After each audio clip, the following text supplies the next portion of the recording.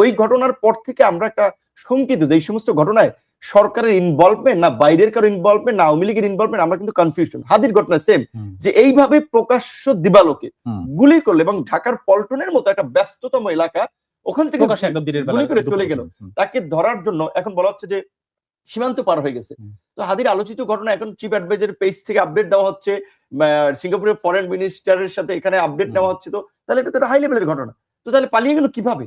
এই বিষয়ে প্রশাসন কি আপনার ব্যবস্থা নিল? আমি এই দুটোর ক্ষেত্রে এক এক করে যদি আসি, আপনার যে ঘটনাটা ঘটে সেটাও এই সরকারের আমলে, এবং ওসমান হাদির যে ঘটনাটা সেটাও এই সরকারের আমলে এবং তফসিল ঘোষণার পরের দিনে, এবং তিনি সম্ভাব্য প্রার্থী ঢাকা ৮ আসনের। এখন কথা হলো যে এই সময়টাতে আপনি যে প্রশ্নটা উত্থাপন করলেন সেটা হচ্ছে যে এই সরকারের কি জন্য বলেন আপনি যে সরকারের ইনভলভমেন্টের প্রশ্নটা আমি করব না, কিন্তু এটুকু করব যে অন্তত তারা এই নিরাপত্তা দিতে ব্যর্থ হয়েছে। সরকার, আমি কেন বলছি যে এই সরকার তো পলিটিক্যাল সরকার না, তাহলে আমি শেখ হাসিনার আমলে এইভাবে নির্যাতিত হলাম, এই পরিবর্তনের ক্ষেত্রে আমরা অন অফ দ্য পাইওনিয়ার। আমাদেরকে প্রকাশ্য দিবালোকে পুলিশ এবং আর্মির পোশাক পরিহিত লোকজন, সিভিলের লোকজন এইভাবে আমাদের আক্রমণ করলো, এই ঘটনাটার বিচার হলো না, তাহলে নিশ্চয়ই সরকারের ধামাচাপা দিতে চাচ্ছে যে কোনো পরিস্থিতির কারণে। হাদির ঘটনাটাও সব আওয়ামী লীগের উপরে দায় চাপাই দিলে আমি মনে করি এটা সঠিক হবে না। সব আগে যে যা করতো সব জামাত শিবির বিএনপি করতো, আওয়ামী লীগের মানে এখন আওয়ামী লীগ করছে, অন্যদেরকে আওয়ামী লীগ করছে। ওকে, ওই ঘটনাটার বিচার হলে মনে করতাম সরকার হারলেন এই সমস্ত ঘটনা। এখন হাদির ঘটনাটা আমরা জানি না শেষ পর্যন্ত কি হয়, কারণ নির্বাচন বানচাল করার জন্য স্বাভাবিকভাবে আমরা ধরে নিচ্ছি যে পতিত স্বৈরাচারী ফেসিবাদী শক্তি আপনার কাজ করছে। আবার অনেকে বলছে যে ক্ষমতায় থাকার জন্য সরকার আশপাশে থাকা অনেক লোকজন নানাবিধ চেষ্টা করছে। কোন পক্ষ এই গেমটা খেলছে? তো এখন এই গেমের মধ্যে পড়ে তো আমাদের প্রাণ নাশ। আচ্ছা, আপনি প্রায় হুমকির মুখে পড়ে গেলেন এবং হাসপাতালে যেতে হলো, আপনাকে সিঙ্গাপুর যেতে হলো, কিন্তু ওসমান হাদির অবস্থাটা তার থেকে অনেক বেশি খারাপ অবস্থা। এখন প্রশ্নটা হচ্ছে যে এই দুটো ঘটনার ক্ষেত্রে আমরা দেখলাম সরকারের যে তৎপরতা, সেখানে ফেসবুকে স্ট্যাটাস দেয়া, বারবার খবর নেওয়া এবং আপনাদের পক্ষে নানা রকম কথা বলছেন, ইভেন ব্যক্তিগতভাবে অনেক উপদেষ্টা স্ট্যাটাস দিচ্ছেন বা দিয়েছেন আগে। এরপরে আসলে তাকে অভিযোগটা করবেন কি করে? এখন সরকার যদি সিরিয়াস থাকে, আমি পরিষ্কারভাবে বলেছি, পেছনের ঘটনা দেখেন, আমার ঘটনায় তো জুডিশিয়াল ইনকোয়ারি কমিটি করা হয়েছে, সেই ঘটনায় 30 কার্যদিবস সময় দিয়েছিল। তো সেই 29 অগস্টের ঘটনা আজকে কতদিন হয়েছে? তাহলে কেন এই ঘটনার এখন পর্যন্ত প্রতিবেদন জাতির সামনে উপস্থাপন করলো না? আমি জাতীয় ঐক্যমত কমিশন এবং জুলাই সনদ স্বাক্ষরের ওই ঐতিহাসিক মুহূর্তে মির্জা ফখরুল ইসলাম আলমগীর, বিএনপি নেতা সালাউদ্দিন সাহেব, জোনায়েদ সাকিব ভাই, তাদের সামনে প্রধান উপদেষ্টাকে বলেছিলাম যে এই ঘটনা কিন্তু বিচার হয় নাই। এমনকি যে আপনার ভুটানের যে কিছুটা কিন্তু সে সময় আমি বলেছিলাম, সে বলছে কেন এটা তো হওয়ার কথা হয় নাই, কেন? আমি এভাবেই বলছি, যেহেতু ওই হ্যান্ডশেক অবস্থা বা সৌজন্য সাক্ষাতের সময় অত সময় থাকে না, সে সময় আমি বলেছিলাম। এই ঘটনাটা আমি তো দেখি নাই যে এই ঘটনাটা সরকার যতটা ফেসবুকে সিরিয়াস, বক্তব্যে সিরিয়াস, কাজে ততটা সিরিয়াস। হাদির ঘটনায় সরকার যদি সিরিয়াস হয় তো আমরা দেখতে চাই সরকার এই ঘটনায় কি। আমরা ফেসবুকের তৎপরতা এবং যে সমস্ত ব্যবস্থা চিকিৎসা নিয়ে কথা হচ্ছে সেখানে আমরা তৎপর বলে মনে হচ্ছে, কিন্তু আমি মনে করি যে নির্বাচন কমিশনকে সরকারের এখন খুবই শক্তিশালী একটা অংশ হিসেবে মনে করেন সবাই। নির্বাচন কমিশনের যে বক্তব্য সেটা হচ্ছে এই যে হাদির ঘটনা, আমি কোর্ট করে পড়ছি সিইসির বক্তব্য, এটি একদিন আগে, এই যে হাদির একটা ঘটনা ঘটেছে আমরা এগুলোকে বিচ্ছিন্ন ঘটনা মনে করি। এই ধরনের ঘটনা সবসময় ছিল। তিনি দুজন ব্যক্তির কথা তুলেছেন, যেটি হচ্ছে আগের আমলের আহসানুল্লাহ মাস্টার এবং সাবেক অর্থমন্ত্রী কিবরিয়া সাহেবের কথা তুলেছেন। এই ঘটনাগুলো যদি ঘটে থাকে তাহলে এগুলো নতুন কিছু নয়। আপনি এটা মনে করেন কিনা? এবং তিনি বিচ্ছিন্ন ঘটনা বলেছেন, এটা সরকারেরও বক্তব্য ইন এ সেন্স হয়ে যায় কিনা? না, এখন উনি প্রধান নির্বাচন কমিশনের জায়গা থেকে যে প্রেক্ষাপটে যেই কথাটি বলেছিলেন, এইটা কোনোভাবেই সমর্থনযোগ্য কথা নয়। ব্যক্তিগতভাবে আমি জানি উনি আন্তরিক মানুষ, ওনার নির্বাচন নিয়ে, দেশ নিয়ে খুব সিরিয়াস, কিন্তু এই ঘটনাটাকে কেন বলছেন? হতে পারে যে প্রার্থীদেরকে কনফিডেন্স দেওয়ার জন্য, জনগণকে আসলে একটা বাস্তবতার বোঝানোর জন্য, যে দেখেন এই ধরনের ঘটনা বাংলাদেশে ঘটে, কিন্তু এগুলো নির্বাচনকে আফেক্ট করবে না। মানে নির্বাচন নিয়ে যে সংখ্যাটা, যে নির্বাচনটা বানচাল হতে পারে, দেশে আরেকটা অন্যরকম পরিস্থিতি তৈরি হতে পারে, ওই সেন্স থেকে হয়তো উনি বোঝাতে পারেন, কিন্তু যেই ভাবেই বলুক না কেন এই প্রেক্ষাপটে ওনার কোনোভাবেই বলা হয়নি যেই ঘটনা পুরো দেশের মানুষকে শক করেছে। এবং সে একজন প্রার্থী, এই আন্দোলন সংগ্রামের একেবারেই একজন পরিচিত। অন্য প্রার্থীদেরকে কনফিডেন্স দেওয়ার জন্য একজন প্রার্থীর মৃত্যুকেও বিচ্ছিন্ন ঘটনা বলা যায় কিনা, না এটাই বলছি যে উনি যে সেন্স থেকে যাই বুঝাতে বলুক না কেন, এটা কোনোভাবেই গ্রহণযোগ্য নয়। এবং সত্যিকার অর্থে আমি কিছুদিন আগেও 5-7 দিন পর এলাকায় গিয়েছি। এখন আমাদের যে গ্রামাঞ্চলের যে পরিস্থিতি, সেখানে সন্ধ্যার পরে আমি পথসভা করি, ক্যাম্পেইন করি, এখন তো আমাকে একটা আতঙ্ক নিয়ে চলতে হচ্ছে। আমি যেটা ইনফরমালি আপনার সাথে বলছিলাম, আগে আমি টেলিভিশন প্রোগ্রামে যেতাম, টাইম যদি ডিলে হতো, আমার পেছনে মোটরসাইকেল থাকতো, আমি মোটরসাইকেল বের হয়ে চলে যেতাম। এখন তো আমি সেই সাহসটা করছি না। এখন আমি চিন্তা করছি আমার নিজেরই চলতে সমস্যা, তারপর আমার সাথে 4-5 জন একটা বাহিনী রাখা লাগে সিকিউরিটির জন্য। তো এখন এই পরিস্থিতির পরে তো আমার মতো মানুষ, আমি যদি ইনসিকিউর ফিল করি, আতঙ্কিত বোধ সম্ভাব্য করি। প্রার্থীদের সাধারণ এবং মানুষ দলের প্রার্থীরা নেতাদের কি অবস্থা? সম্ভাব্য প্রার্থী এবং দলীয় নেতাদের পুলিশের সিকিউরিটির কথা এবং একটা প্রোটোকলের কথা বলা হচ্ছিল, সেটি আপনাদের সাথে যোগাযোগ করা হয়েছে?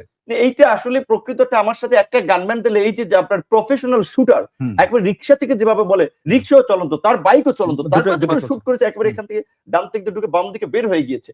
তো এই আমরা যতদূর বিভিন্ন সোর্স থেকে তথ্য পাচ্ছি, এরকমের শুটার কিলার নাকি দেশে আরো বেশ কিছু ঢুকছে এবং যেভাবে সীমান্ত দিয়ে তারা পার হয়ে যাচ্ছে। তো আমার একজন গানম্যান দিলে আমার কি করতে হবে? একটা ভরসা পাচ্ছেন। সেকেন্ড হচ্ছে ধরেন এখন এইখানে কে লিস্টে আছে কে নাই এইটা কে নিশ্চিতভাবে জানে। 300 জন নির্বাচন করবে প্রার্থীরা, আর 300 জন না, সরি, আরো অনেক বেশি, বিভিন্ন দলের এক এক দলেরই তো 300 জন করে।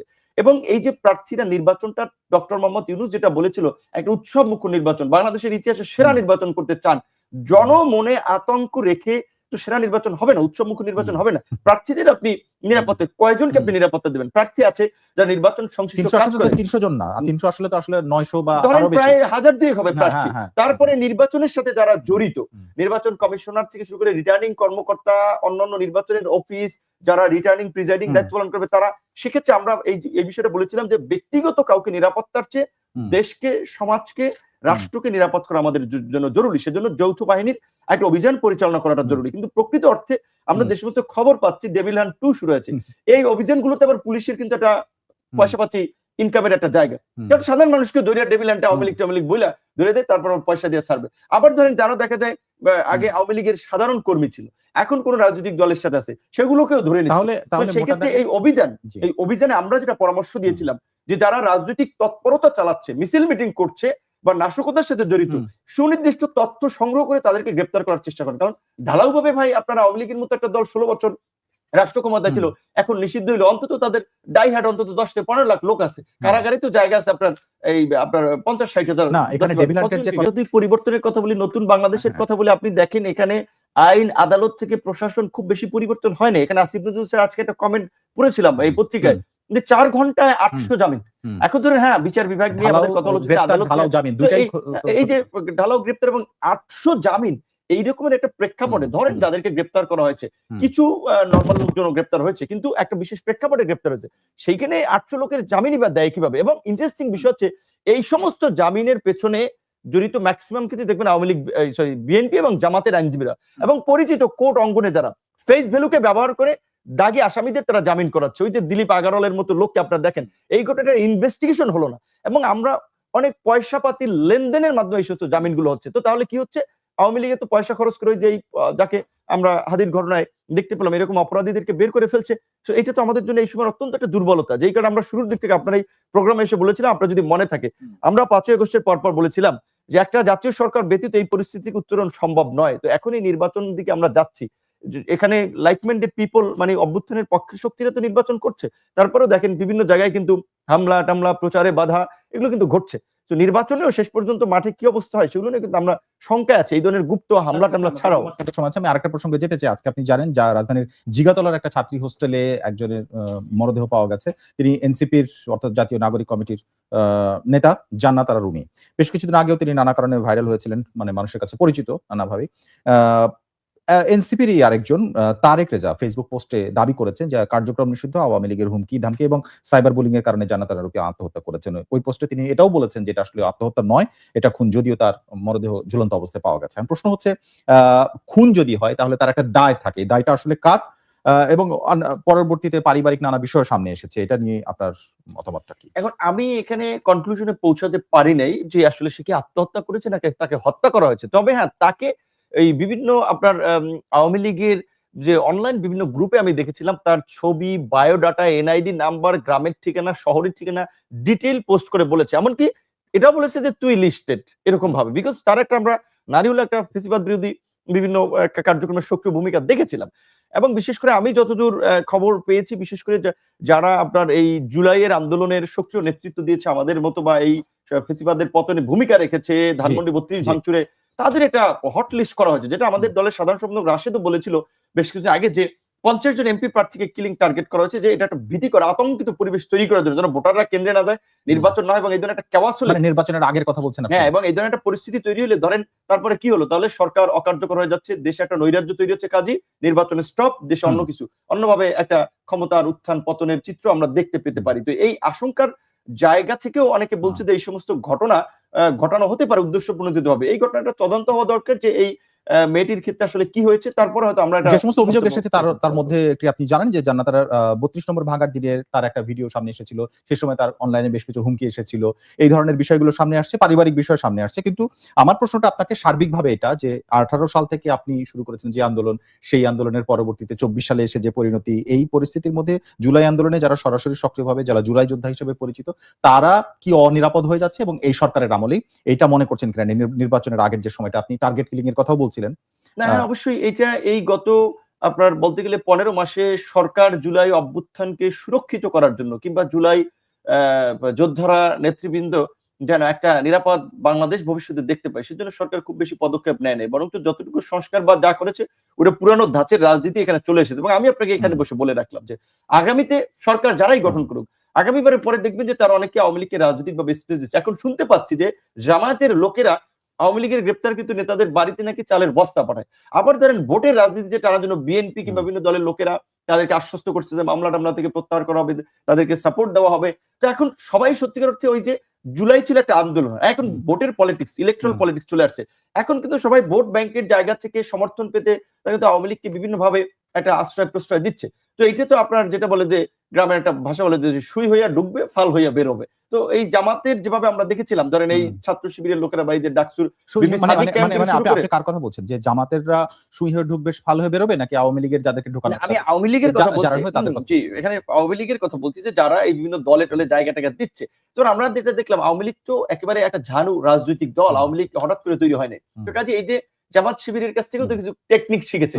যে আজকে যে ডাকসুর ভিপি এখন আপনার আমাদের ঢাকা বিশ্ববিদ্যালয়ের সাদিক থেকে শুরু করে অনেকে পুরানো ছবি ছাত্রলীগের মিছিল টিছিলে তারা অসময় ছিলেন, শিবিরের লোক কিন্তু ওখানে এসেছিলেন। ইভেন আমার দল অনেকে ছিলেন, আবার এখন ওই সমস্ত দলে ফিরে গিয়েছেন। তো এটা তো জামাত শিবিরের কাছে এটা আওয়ামী লীগ শিখেছে। এখন সব দলে ঢুকে থাকবে, ডরমেন্ট হয়ে থাকবে, সময় মতো সক্রিয় হবে। তো সেক্ষেত্রে এই মানে সরকার এই গত 15 মাসে ফেসিবাদ নির্মূলে যে ধরনের প্রশাসনিক রাজনৈতিক ব্যবস্থা নেওয়ার কথা ছিল সেটা সরকার প্রশাসনিক ভাবে পারে নাই। রাজনৈতিক ভাবে যে জুলাইকে কেন্দ্র করে যে একটা ঐক্য গড়ে উঠেছিল, যত কথাই বলি না কেন সেটা তো সরকার ফাটল ধরেছে। ধরেন এনসিপির মতো একটা দলকে সরকারের বিষয়টা করার মধ্যে দিয়ে অন্যদেরকে মাইনাস করেছে সরকার, তাদেরকে দূরে সরিয়েছে, যার ফলে সবাই মনে হচ্ছে এনসিপি তো সরকারটা পার্টি, সরকারের সাথে একটা দূরত্ব তৈরি হয়েছে।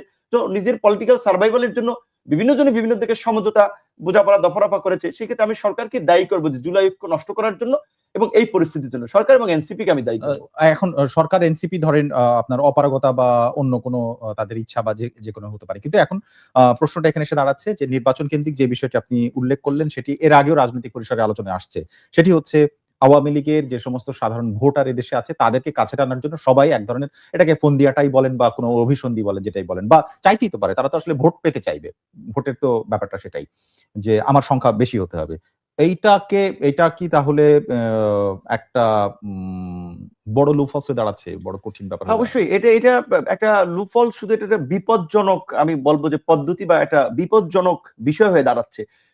উপায়টা কি তাহলে এটাকে অ্যাভয়েড করার? এখান থেকে আসলে সত্যিকার অর্থে শুরুর দিকে উপায়টা ছিল, আমরা পরিষ্কার ভাবেই বলছিলাম যে আওয়ামী লীগের যারা সাধারণ কর্মী সমর্থক ম্যাস লেভেলে, তাদেরকে হয়রানি না করে তাদেরকে বিভিন্ন দলে আত্মীকরণ করতে হবে। যারা ম্যাস লেভেলে মোটামুটি এলাকায় মানুষের উপরে হামলা মামলা জুলুম নির্যাতন নিপীড়নের সাথে জড়িত ছিলেন, অতীতে কেন্দ্র দখল, বিরোধীদের ব্যবসা বাণিজ্য ভাঙচুর হামলা মামলা, এটা তো এর বাইরে যারা চিহ্নিত ক্রিমিনাল বড় দাগি, সেটা জেলা কিংবা উপজেলা ইউনিয়নে যারাই থাকুক তাদের একটা লিস্ট করে তাদেরকে বিচারে মুখোমুখি করা। কিন্তু সত্যিকার অর্থে 28শে অক্টোবরের পরে বিএনপি জামাত আমরা বিরোধী দল যে আন্দোলন করলাম, ওই আন্দোলনের পরে 24-এর ভুয়া নির্বাচন করার জন্য আওয়ামী লীগ 32,000 বিরোধী দলের নেতাকর্মীকে গ্রেপ্তার করেছিল। কিন্তু জুলাইয়ের পরে এখন পর্যন্ত 32,000 বোধহয় আওয়ামী লীগের নেতাকর্মীরাও আপনার কারাগারে নাই। তো তাহলে এই যে তাদের মধ্যে একটা ভীতি ছড়াবে কিংবা তাদেরকে নিয়ন্ত্রণ করা যাবে চিহ্নিতদেরকে গ্রেপ্তার করে, সেটা তো হচ্ছে না। বরঞ্চ যারা অনেকে গ্রেপ্তার হচ্ছে তারা অনেকে বিভিন্ন ফর্মুলা পদ্ধতি অ্যাপ্লাই করে পয়সাপাতি দিয়ে জামিন টামিনে বের হয়ে যাচ্ছে। তো এইটা তো একটা ভয়াবহ বিপদ। এবং ওই যে সবাই আশকারা দিচ্ছে যে না সে আমি সাপোর্ট দেবো আপনাকে। তো এইটার বিরুদ্ধে মনে করি যে আওয়ামী লীগের প্রশ্নে, এই ফাঁসিবাদ নির্মূলের প্রশ্নে একটা কমন গ্রাউন্ডে সব রাজনৈতিক দলকে এক জায়গায় আসা উচিত ছিল। যে আমরা আপনি যে মানে পথটা বললেন যে তাদেরকে যারা একেবারে যাদের বিরুদ্ধে অভিযোগ নাই এবং যারা অপরাধী না তাদেরকে আত্মীকরণ করা অন্যান্য দলগুলোতে, ব্যাপারটা একই রকম হয়ে গেল কিনা যেভাবে আওয়ামী লীগ বিএনপি অথবা জামাত ইসলাম দেখছে যে তারা তাদের দলের মধ্যে তাদেরকে জায়গা দিয়ে এক ধরনের কর্মী হ্যাঁ, বাড়াচ্ছে বা এইটা তো- ভোটার বাড়াচ্ছে। এটা তো এখন না, এটা ধরেন একটা সরকারি ভাবে জাতীয় পর্যায় থেকে আসলে একটা জাতীয় ঐক্যের মধ্যে দিয়ে এটা যদি হতো সেটা একটা বেটার হতো। কিন্তু কিন্তু জাতীয় এখন ঐক্যের ক্ষেত্রে আমি ধরে এই নিচ্ছি যে প্রক্রিয়া এটা হচ্ছে না। সবাই রাজি হলো এবং সেই সময় উদ্যোগ নেওয়া হলো। এখন আওয়ামী লীগের সেই কর্মী আসলে আদৌ যেতে চায় নাকি জাতীয়ভাবে সিদ্ধান্ত নিলে তো হবে না, তাদেরকেও তো রাজি হতে হবে বা আসতে হবে। না, তারা কি আসবে বলে মনে হয় আপনার? বাংলাদেশের রাজনৈতিক কালচারে আপনি দেখেন যে অনেক লোক আছে যে বলে যে দল তারা হচ্ছে সবসময় সরকারি দল, সরকারি দল, তারা হ্যাঁ। কোনো রাজনীতি করে না, যেই দল আসে ওই দলের সাথে থাকে। কিন্তু বিশ্বস্ত যারা থাকতে চায় বা আছেন তাদেরকে তো ওই আসলে রকমের বিশেষ করে আমি যতদূর দেখি যেটা ঠিক, যেটা অস্বীকার করা ঠিক হবে না, যে আওয়ামী লীগ একটা রুট লেভেল থেকে উঠে আসা দল এবং তাদের নেতা কর্মীদের একটা ডেডিকেশন, যে তারা সুযোগ পেলে চলে যাবে এরকম সবাই কিনা। সেই রাজনীতিটা আওয়ামী লীগ 16 বছরে নষ্ট করে ফেলেছে, যার ফলে একটা সুবিধাবাদী শ্রেণীর উত্থান হয়েছিল, তারাই রাজনীতিটা নিয়ন্ত্রণ করতো। ধরেন আওয়ামী লীগের এই প্রফেসর ওবায়দুল কাদের প্রফেসর কিনা আমি জানি না, কিন্তু আরাফাত সাহেবকে যেভাবে অ্যাড্রেস করা হতো, তো এই সমস্ত